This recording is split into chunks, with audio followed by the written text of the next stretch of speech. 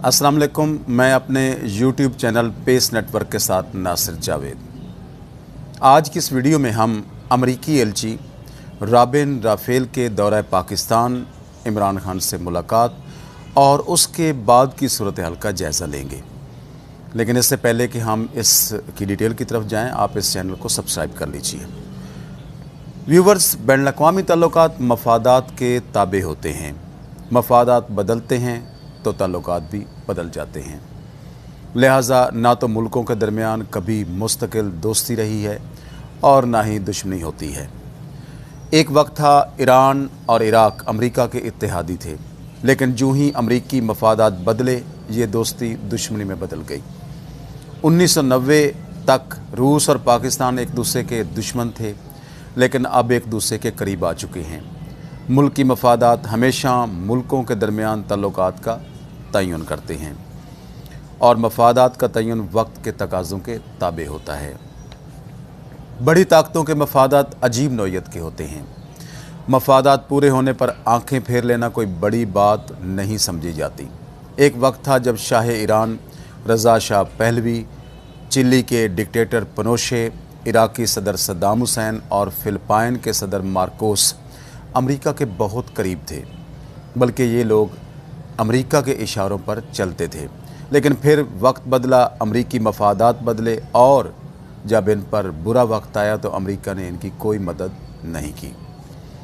America ने अपने क़याम से लेकर अब तक बहुत से ममालिक में हुकूमतें बदलने में किरदार अदा किया है और कहीं पर हुकूमतें बदलने की नाकाम कोशिश भी की है।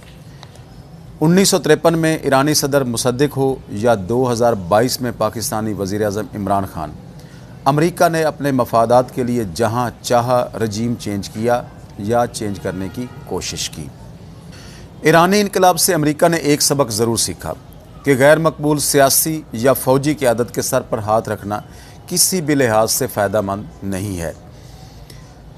1978 तक शाह ईरान एक इंतहाई गैर मकबूल हुक्मरान बन चुका था। जब इमाम खुमैनी ने कॉल दी इनकलाब की तो अमेरिका ने शाह का साथ दिया। नतीजा क्या हुआ? खुमैनी कामयाब हो गया क्योंकि उसके साथ आवाम थी। अमेरिका को ईरान से निकलना पड़ा। ईरान और अमेरिका एक दूसरे के करीब नहीं आ सके और फिर अमरीकी क़यादत ने यह फ़ैसला किया कि आइंदा वो ऐसी किसी सियासी या फ़ौजी क़यादत का साथ नहीं देंगे जो अवाम में अपनी मकबूलियत और इज़्ज़त खो चुकी हो।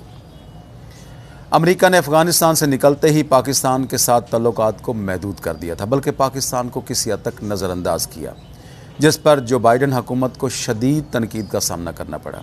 अमेरिका का दानिश्वर तबका ये समझता है कि पाकिस्तान से दूर होना उनके मफाद में नहीं है। पहले ही वो ईरान और अफ़गानिस्तान से निकल चुके हैं। अब अगर पाकिस्तान से भी हाथ धोना पड़ा तो इस खित्ते में अमरीकी मौजूदगी ख़त्म हो जाती है, जो अमरीकी मफादात के लिए किसी तौर पर भी फ़ायदेमंद नहीं है।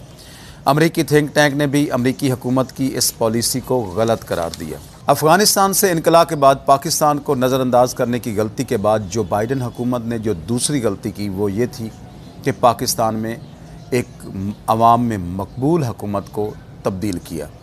इस बार अमरीकी हुकूमत के तमाम अंदाज़े गलत साबित हुए। अमेरिका को ये अंदाज़ा नहीं था कि इमरान खान के साथ इतने लोग खड़े हो जाएंगे या इसका अवामी रद्द-ए-अमल क्या आएगा, और बहुत जल्द उन्हें एहसास हो गया कि इनका फ़ैसला गलत था। अगर यही हालात रहे तो ईरान और अफ़गानिस्तान के बाद अमेरिका को पाकिस्तान से भी निकलना पड़ेगा। पाकिस्तान से निकलने का मतलब ये होगा कि इस पूरे खित्ते से अमेरिका को निकलना पड़ेगा। इमरान खान की हुकूमत हटाने पर अवामी रद्द-ए-अमल अमरीकी हुकूमत और पाकिस्तानी इस्टेब्लिशमेंट की तवक्कुआत के बिल्कुल बरक्स था। मुल्क के 200 से ज़ायद शहरों में जिस तरह अवाम ने हुकूमत की इस तब्दीली को मुस्तरद किया, इसकी नज़ीर पाकिस्तान की गुज़िश्ता 75 साल तारीख़ में नहीं मिलती। अमरीकी ये समझते थे कि हुकूमत की तब्दीली से अव्वल तो कोई रद्द-ए-अमल आएगा ही नहीं, और अगर आया भी तो इस्टेब्लिशमेंट इसे संभाल लेगी, क्योंकि माजी में ऐसा ही होता रहा है। अमरीकियों ने एक बार फिर ईरान के इनकलाब की तरह धोखा खाया। ईरान में भी जब शाह के आखिरी दिन चल रहे थे तो इस वक्त भी अमरीकियों को यकीन था कि कुछ नहीं होगा, क्योंकि ईरानी अवाम ऐशो मस्ती में इस कदर गर्क हो चुकी थी कि इनसे किसी तब्दीली की तवक्को बईद अल क्यास थी। लेकिन फिर जो कुछ हुआ पूरी दुनिया ने देखा। पाकिस्तान के बारे में भी अमरीकियों की राय कुछ ऐसी ही थी। उन्हें ये अंदाज़ा ही नहीं था कि जिस इस्टेब्लिशमेंट से पाकिस्तानी अवाम अकीदत की हद तक लगाव रखती है, वो इतनी जल्दी अवाम में अपनी मकबूलियत खो देगी। दूसरी तरफ जिस पार्टी को हुकूमत दी गई, इसकी अवाम में पजीराई के बारे में भी अमरीकी अंदाज़े गलत साबित हुए। सिर्फ चंद माह में अमरीका को अपनी गलती का एहसास हो गया।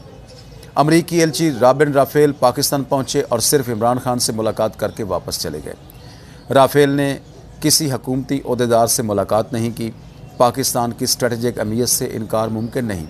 अमरीका किसी सूरत भी पाकिस्तान को खोना नहीं चाहता, वरना इस खित्ते से इसका बिस्तर बोरिया हमेशा के लिए गोल हो जाएगा और ये नुकसान अमरीका के लिए नाकाबिले तलाफ़ी होगा।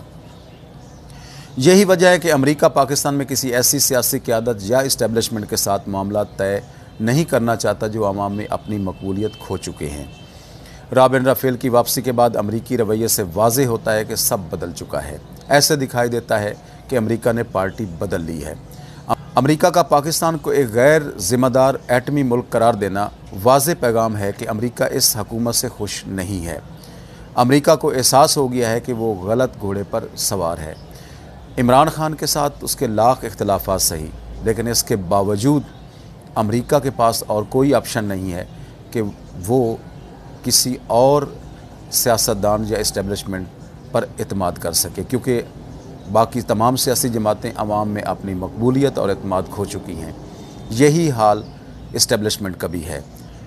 लेकिन अमरीका की इस गलती से पाकिस्तान को कितना नुकसान हुआ, इसका अंदाज़ा तो आने वाला वक्त ही बता सकता है। हाँ, ये नुकसान आने वाली कई दिहाइयों में भी पूरा होता नज़र नहीं आता।